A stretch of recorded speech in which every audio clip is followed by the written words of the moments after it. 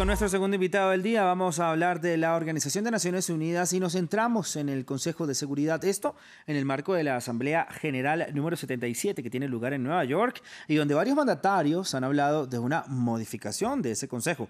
Esto impulsados ante la inacción en la guerra en Ucrania. Saludamos a Jesús Manuel Pérez Triana, analista de seguridad y defensa, autor de guerraspostmodernas.com y flancosur.com. Jesús, gracias por estar con nosotros en Directo América de France 24. ¿Qué pasa al interior del Consejo de Seguridad de la ONU? ¿Por qué en esta Asamblea General varios mandatarios han apelado, digamos, o han propuesto, han puesto la carta sobre la mesa de una posible modificación a este Consejo de Seguridad? Incluso, dejar entrar a países de América Latina y África, como lo dijo el presidente de Estados Unidos, Joe Biden. Jesús. Bueno, pues la cuestión aquí fundamental es que la arquitectura internacional es el resultado, es un vestigio del fin de la Segunda Guerra Mundial y tiene un Consejo de Seguridad donde hay 5 potencias que se fueron consideradas las 5 potencias ganadoras de la Segunda Guerra Mundial, aunque el papel de China y Francia es secundario frente al de otros, pero bueno, total, tenemos un Consejo de Seguridad con 5 miembros permanentes con un poder de veto. Esto significa que cada vez que se debate, tiene que tomar una decisión sobre asuntos que afectan a los intereses estratégicos de alguno de estos países, pues tienen la capacidad de vetar, de bloquear cualquier decisión. En la época de la vieja Guerra Fría, entre el fin de la Segunda Guerra Mundial y la queda del muro de Berlín, pues estaba clarísimo. Cuando había un asunto que afectaba al bloque occidental, ahí estaban Estados Unidos, Reino Unido y Francia para bloquear cualquier iniciativa que lanzase el bloque soviético. Si había cualquier iniciativa que afectara a los intereses del bloque soviético, que luego se dividió China y Unión Soviética, pues ahí estaban. Entonces, tenemos un mundo que ha cambiado, tenemos un mundo multipolar, hay un montón de países emergentes que ahora tienen un papel mayor, cada vez más protagonista. Pensemos en el caso de la India, pensemos pues todas las economías emergentes del sudeste asiático, pensemos en Latinoamérica, que no tiene voz en ese consejo, bueno, y el futuro también nos hablará de África y países. Entonces, da la sensación de que es una mesa en la que se toman decisiones con unos poderes extraordinarios que se le han dado a unos países en un mundo que ha cambiado por completo. Claro, ahora sobre todo el papel de Rusia, por eso digamos el Consejo de Seguridad de la ONU no ha tomado cartas en el asunto en esta invasión, porque Rusia tiene este poder de veto y porque por supuesto se pone en contra de cualquier decisión que quiera tomar este Consejo de Seguridad. También a lo mejor cómo hacer para de alguna manera pues expulsar o poner de lado a Rusia en cuanto a esta decisión, que tan difícil puede ser esto y qué puede hacer la ONU para realmente tomar cartas en el asunto esta guerra.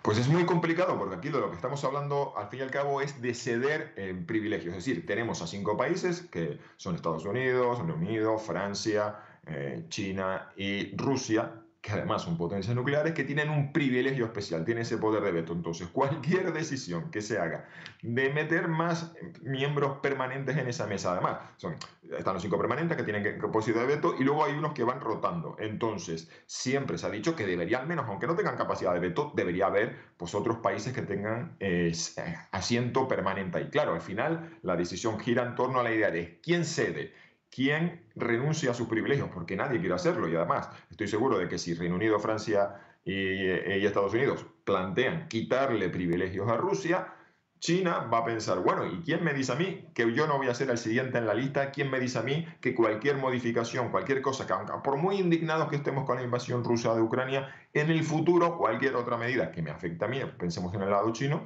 pues no van a estar disponibles. Entonces es muy, muy, muy complicado, porque aquí estamos hablando de que países que heredaron un privilegio en la Segunda Guerra Mundial, ahora lo cedan para compartir el poder, porque al fin y al cabo de lo que estamos hablando aquí es de compartir el poder en un mundo que no tiene nada que ver. La verdad que es anacrónico, porque esos privilegios se ganaron en la Segunda Guerra Mundial, y el mundo en el que vivimos y al que llevamos es completamente diferente. Entonces yo lo veo muy, muy complicado, porque se trata de pedirle a países que tienen un privilegio que lo cedan.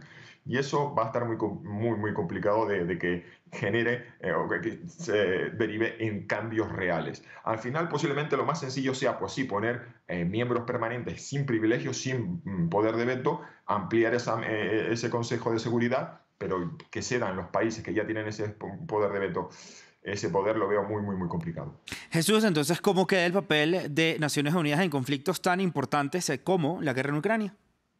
Pues ahora lo que vamos a ver entonces es que volvemos a una época de bloques, de política de bloques, donde el Consejo de Seguridad va a ser inoperativo, porque vamos a ver que todo lo que afecte a la esfera china en el sudeste asiático y pues en la nueva ruta a la seda, en la ruta y la franja que están construyendo los chinos, que tienen un montón de intereses múltiples, pues cada vez que algo se afecte a esos intereses, pues China vetará. Rusia tiene intereses en todo lo que es el cinturón euroasiático. Vemos que ha tenido un papel más protagonista y más intervencionista desde conflictos en África, Siria. Vemos que tiene el patio trasero en el Cáucaso. Pues veremos que cualquier cosa que se quiera tomar una decisión al respecto, pues ahí estará en Rusia para bloquearlo. Y ojo, que tampoco estamos poniendo como China y Rusia los malos, porque eso ya lo hemos visto también con Estados Unidos y, por ejemplo, en las cuestiones que tienen que ver con Israel. Entonces, un mundo multipolar no es necesariamente un mundo más democrático en el que todo el mundo tiene voz, no, sino que simplemente es muchos actores tomando decisiones en su esfera y viendo cómo instituciones como Naciones Unidas van a ser inoperativas, porque va a haber ahí un choque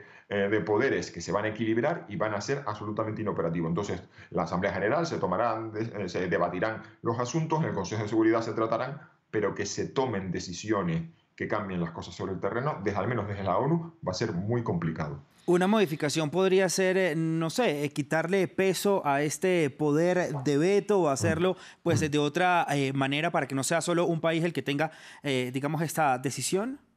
Pues esto tiene que ver con lo que dije antes, es decir, tiene sentido de que quitemos los privilegios heredados de la Segunda Guerra Mundial, porque ya estamos en el siglo XXI y ya vamos, pues ya han pasado bastantes años. Es decir, debemos ya de superar incluso la vieja Guerra Fría, queda muy atrás. Sí. Pero, claro, le estamos pidiendo a esos países que tienen un privilegio que lo cedan. Y entonces van a ser tan generosos que van a renunciar, van a decir, bueno, vamos a renunciar al privilegio de bloquear las medidas que afectan a mis intereses. Yo lo veo muy, muy complicado. Es decir, porque no creo que estos países, estas potencias vayan a renunciar a ese privilegio, que puede ser arbitrario, que puede ser anacrónico, pero es un privilegio y es un poder que es muy difícil que cedan y al que renuncien. ¿Se puede expulsar a Rusia de la ONU? Pues yo lo veo muy, muy complicado, entre otras cosas porque es una cuestión numérica, es decir, aquí en Occidente, en la Europa occidental, vemos el tema de Ucrania como algo muy cercano, vemos a Rusia claramente, estamos apoyando a Ucrania, pero si uno mira en cuestión de números, los países de Latinoamérica, de África, del sudeste asiático, repúblicas exsoviéticas, a Oriente Medio, incluso aliados de Estados Unidos, no consideran que el tema de Ucrania sea central en sus intereses. Algunos incluso se han distanciado, por ejemplo el caso de Arabia Saudita, que es un aliado muy cercano de Estados Unidos. Oriente Medio ha declarado que, bueno, que el tema de la conflicto de Ucrania piensan tener un papel neutral. De hecho, ha sido importante el papel de Arabia Saudita como mediador para la liberación de prisioneros ayer.